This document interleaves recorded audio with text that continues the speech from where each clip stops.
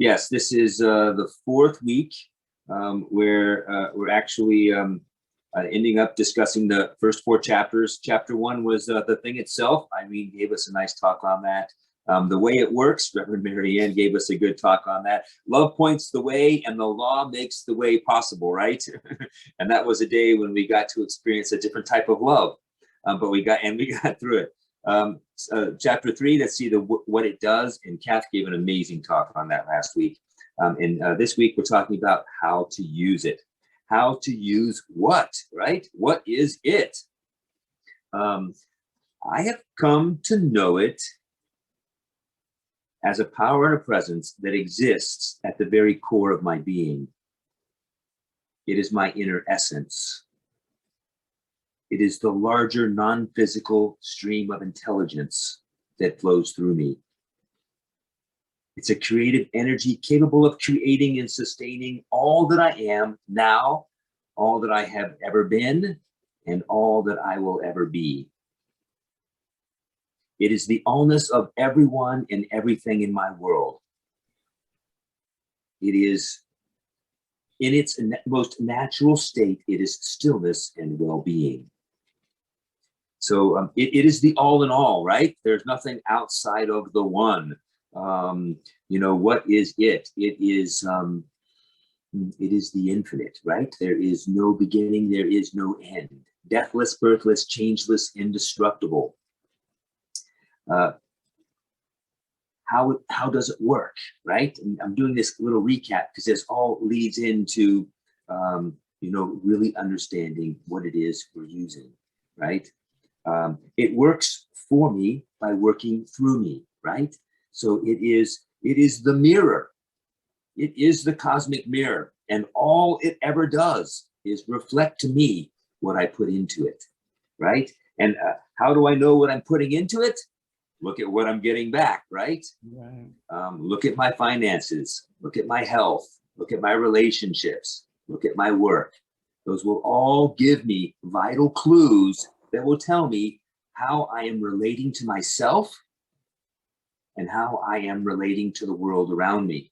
Mm-hmm. And not in a way to punish me, but to simply inform me, to give me the information I need in order to be able to make the changes necessary to enjoy the experience of life that I truly desire. All is love, yet all is law, right?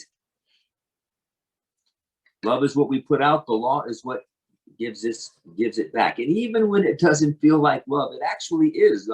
One of my favorite quotes, there's quite a few people who can, no poop, no pony, right? Now I raised horses as a kid, so I shoveled a lot of I cleaned stalls to keep my horse on the farm. So I shoveled a lot of manure, but you know what? I loved it, right? Because I loved my horse. I love my horse. I love horses. I love being able to work with the horses and train the horses and ride the horses. And in order to do that, I had to shovel a little poop. So it just became a very natural process for me. And wouldn't you know, it becomes like the the key of my teaching in the world, of my everyday life is, hey, no poop, buddy, no pony, right? No mud, no lotus. That's the Buddhist version. All right, so what does it do? So when we think and embody joy and goodness, it gives me the more conditions that allow me to experience more joy and goodness. Does that make sense? When I'm putting out just feeling good about life, oh my gosh, feeling so good about just being alive today, right? The universe will give me conditions and experiences that reflect incredible joy and goodness, and what a beautiful opportunity to be alive today. When I think and embody resistance and discord and discontent, the universe, or this law, it will give me conditions that allow me to experience more resistance, discord, and discontent, right? That's all it can do. It's like the projector, and my mind is the film that's going through it. So all it can do is project up onto the screen what I'm thinking and what I'm feeling and what I'm believing. So, how do we use this? Well, I'll tell you, we use it by number one, becoming willing to own our own conditions, our own life, our own mind, the thoughts that we think, the beliefs that we hold, the choices that we make, to own all of that, to take responsibility for them, being willing to learn, to practice, surrender. Surrender is a full and complete letting go of any sense of a problem or unwanted condition, right? Letting it dissolve into the nothingness from whence it came. And that's really, this is where the shift begins to occur. I almost used the word magic, but there is no magic in this. This is no hocus pocus. Great little quote from, Ernest Holmes. There is no hocus pocus in this. It's very clear. It's very simple, and it just comes from truly getting to know ourselves and being willing to become our own best friends. Those parts of ourselves that challenge us, those parts of ourselves that are just amazing gifts that just light us up like Christmas trees. And in the process, we are able to begin to become deliberate creators. We're able to begin to be willing to learn to practice aligning our thoughts and beliefs with the natural goodness that always exists at the very core of our being. For it is truly the inner essence of all there is. Love points the way, and the law makes the way possible, right? And that love is always within us. I love the quote, "What I seek is seeking me," right? What I'm looking for, it's looking for me. So it's another way of, just talking about the cosmic mirror, but it also kind of makes my way a little bit easier because I know that the good I desire is out there looking for me. It already exists. I have to remember, though, it is done unto me as I believe. It that we've been talking about here, this universal presence, this larger non-physical essence of who I am, does unto me what I believe. Jesus was the big teacher of the law of belief. Most people say, I'll believe it when I see it, right? But we know when I believe it, I will see it. So taking responsibility for my beliefs, many of those come from our formative years and are unconscious. Our work is to be willing to spend time and energy learning to understand my point of attraction, learning to understand some of these core beliefs that I learned when I was between the age of 1 and 5 or 6, when we were little sponges and we just absorbed everything that went around us and internalized what we experienced and helped it form our own identity of who we were. And quite often, the identity was a little skewed, right? It was a little off base. So today it is about righting that ship, right? Making friends with the parts of ourselves that tend to sabotage our ability to relate to our own natural goodness, okay? Those parts of ourselves that make it difficult for us to relate to our own wholeness. Those parts of ourselves that make it difficult for us to relate to our own humanness. I've talked about my grandmother a few times. She's given me some really precious gifts, right? She wasn't always the kindest grandmother, but she was the matriarch of our family, right? She was kind of the powerful queen that she knew how it was to be, and she made it the law, and that's the way it was. But she gave me a gift. She was an incredible believer in prayer, and she was the head of the Southern Illinois Women's Telephone Prayer Line. So when anybody anywhere in the Illinois rural farm community needed help with anything, it was always given to the prayer line, and these women would go to work, right? And they believed in their prayers. And I will tell you, because of their belief, those prayers were answered, right? And I heard, and this is how I was raised. I was raised by my mom and my grandmother were powerful prayers, right? And And it just became a natural part of my experience. Wasn't so much the experience of my father or my brother and sister, but I was a mama's boy. So my mama followed her mom, and I followed my mom. And you know what? So here is my first real experience. I was at, it was in 1972. I was 9 years old, and it was Labor Day weekend. And we were in Donegal, Pennsylvania, at the Willie Ski Shop, where they had a ski swap sale. And we were a family of skiers, but we would take our old ski equipment as we were growing up as little kids, like little weeds, right? Every year we would take our old skis and ski boots down, and we would, sell them. And then we would buy used new equipment that were a little bit bigger boots, bigger skis, right? Well, we got there late, and there was a huge line waiting to get in. They weren't letting any more people in.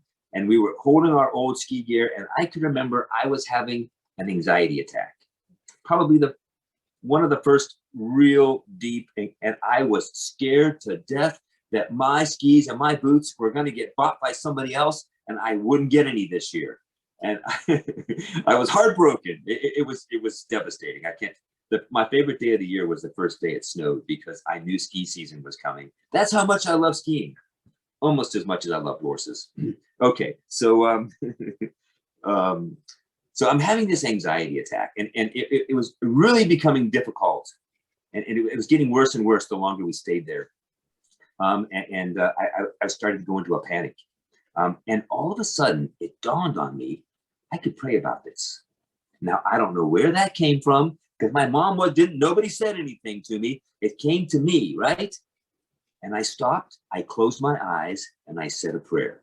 I said a prayer to know that those perfect skis were there for me, that I would find them, and that I would have a wonderful year skiing.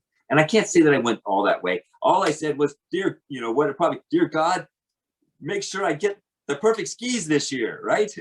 But whatever it was, by the time I opened my eyes, it had gone from night to day. It had gone from darkness to light. All of us, I was calm. There was something inside of me that I all of a sudden knew I was going to get my skis.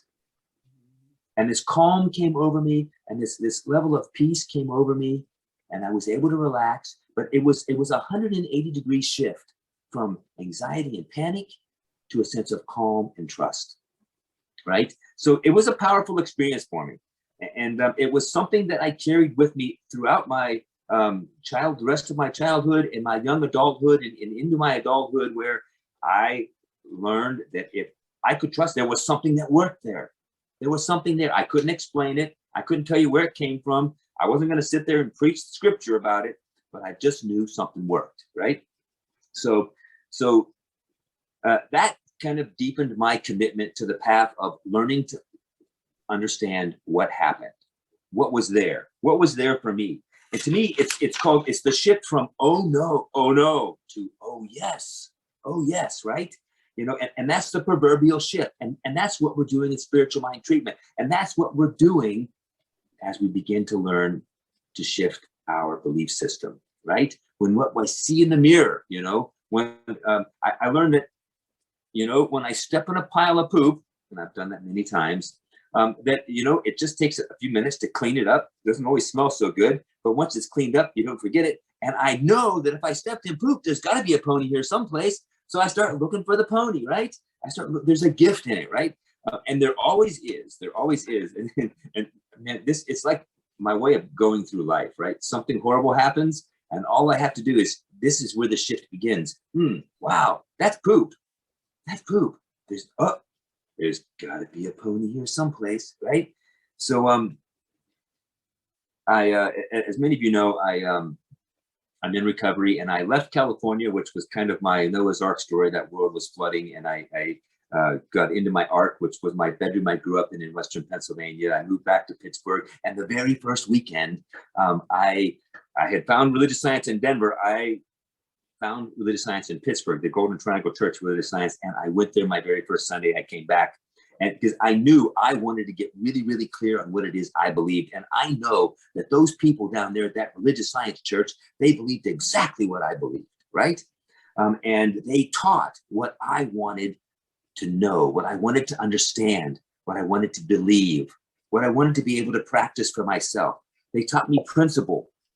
You know, they taught me the law of belief, you know, and they taught me how to begin to work with my mind, to see the outcome that I desired, even though the appearances were the opposite. You know, which was just a deepening of what I experienced back at the ski swap sale. McDonald's, which is where I worked, became the place where I went and applied everything I was learning, because there was, yeah, I won't say there was poop, but there was messes everywhere. You know, messy people, you know, messy amount of work we had to do. It was just a kind of often a crazy environment to work in. And yet I could transform it into something that was incredibly doable, that actually was fun, that I would experience a natural goodness that was in the same place that brought me so many challenges in the beginning. You know, and again, I'm learning how to work with this shift. So I'm going to give you another example, and this is an example to me of how it works, and maybe talk a little bit about the detail of what happened here. But I was in, working at McDonald's. I was, one of my old teachers from the community college went through my drive-through. He says, "Will, what are you doing?" You know, I'd been a pilot for quite a while, been a flight instructor out in Denver for a while. And I just kind of like humbly looked at him and says, "What do you think I'm doing here, buddy?" I'm working the drive-through at McDonald's. And he says, "Hey, would you like to teach at the community college?" And I'm like, "What?" I'm a flight instructor and had been a flight instructor for many years. And I said, "Well, sure, that sounds great." He says, "Great, I'll have my wife give you a call. What's your number?" And I gave him my number. And sure enough, his wife called me. She was one of the heads of the program at the community college. And she said, "Well, you know what? It looks like I may need an instructor for the fall semester." And this was the middle of August or beginning of August. And she says, "Our classes start the first week of September. I will give you as much notice as I can. Just stand by. If you want to do this, I could probably get you in." So here it is. It is the Thursday before class starts on Monday, and she calls me and she says, "Will, do you still want to do this?" I'm like, "Yes." She goes, "Can you come pick up the books tomorrow? Class starts on Monday." I'm like, "Yes." I ran out there, I got the books and everything, and oh my gosh, you know, huge stack of books to teach from. I had taught private pilot ground school before, and I was being offered the opportunity to teach it again. And yet it had been many years earlier. It was 95 the last year I taught it, and here it was 99, right? Or excuse me, no, it was 2001. So, but I had been studying these principles, right? So, and I had, yeah, so I had moved from California to Pittsburgh in 99, and here it was 2001. So it's the night before class is starting, and there's so much to do to get prepared. And my mind is racing, and I'm kind of like the ski swap sale. I'm like, "Oh my God, what's happening? You know, how's this going to work out? This is too much. It's just it's overwhelming." So I thought, you know what? I'm going to sit down. I'm going to do a spiritual mind treatment. So I can remember I climbed into my bed and I sat on my pillows and I did this amazing spiritual mind treatment, which, number one, like Kathy just did for us, spoke all of what I knew God to be. Oh, this natural goodness, this presence that's everywhere, this infinite intelligence capable of creating anything and everything out of the nothingness, right? And that all that it is, I am. And I began to see myself being prepared for class, teaching this wonderful class, being an amazing teacher, students just loving the experience and getting all the knowledge and skills from my classes that they needed in order to succeed in class. And you know, everything to make it so incredibly real that I am a good teacher. I began to see it as I wanted it to be, and not as I had, you know, kind of thought it might possibly turn out to be. So I shifted from that "oh no" to an "oh yes," and focused only on the yes, exactly the way I wanted it to be. And I will tell you this,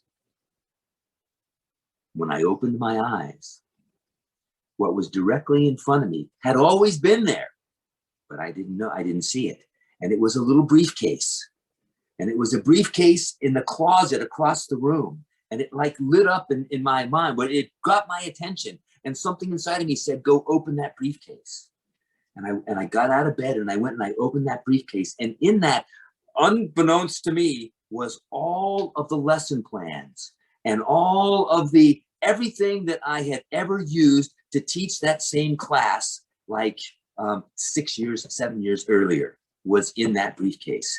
And instantly, I had all my lesson plans. I had quizzes that I had made. I had overhead notes to put up on a projector. I all of a sudden was more prepared than I could have ever imagined. And it happened like instantly. It like came out of the nothingness. Now, I'll agree, I had created all of those, but many years ago, and I had drugged those from Colorado to California, back to Pittsburgh, and never even realized they were in that briefcase. So, like I said, the law can make a way out of what appears to be no way, right?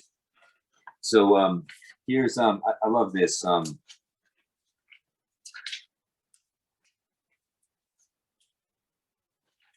It works for us by flowing through us. We cannot change. We can use it correctly only as we understand and use it according to its nature. Hence, it follows that if we believe it will not work, it really works by appearing to not work. When we believe it cannot and will not, then according to the principle, it does not.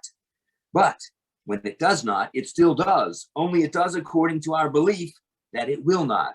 This is our own punishment through the law of cause and effect. So, and you know, how many times have I sabotaged myself in thinking, oh my God, this is never going to work, right? And at the point in my life, not realizing that I was giving power to the law to say, all right, buddy, hey, if you're thinking it's not going to work or believe it's not going to work, guess what? It's not going to work.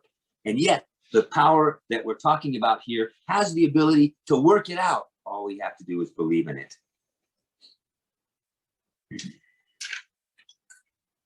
The science of mind is a study of first cause, spirit, mind, or the invisible essence, the ultimate stuff and intelligence from which everything comes, the power back of creation. We learn how to use it by study and practice. We take what we learn, we integrate it into our mind, we assimilate it, we take it in, we chew it up, we make it our own, right? It's no longer Ernest Holmes' teaching of the science of mind. It becomes my teaching that I'm committed to studying and to learning and to practicing and to truly making my own. Through practice, our ability to use the principles of love and law, become stronger and more consistent and dependable than ever. All we could ever ask for is already given. Our only work is to line up with the highest good we could ever imagine in such a way that we allow it to become our experience. In the ever-present here and the everlasting now, life is always good. I love you all. I bless you all. And so it is.